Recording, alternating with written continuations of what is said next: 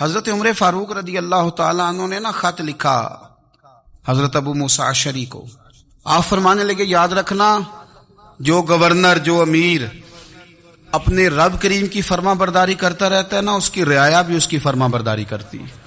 اور جو لوگ اپنے رب کریم کی فرما برداری چھوڑ دیتے ہیں، پھر جنہوں نے ان کی فرما برداری کرنی ہوتی ہے وہ ان کی فرما برداری چھوڑ دیتے ہیں.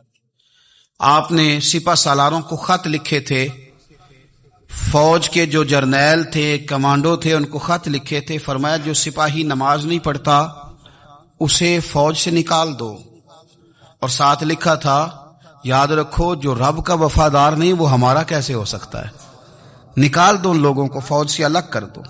ہم آج جو بے پناہ پریشان ہیں، ہمارے بچے بات نہیں مانتے، شاگرد بات نہیں مانتے، ہم شکوے کرتے ہیں، بے ادبی بڑھ گئی.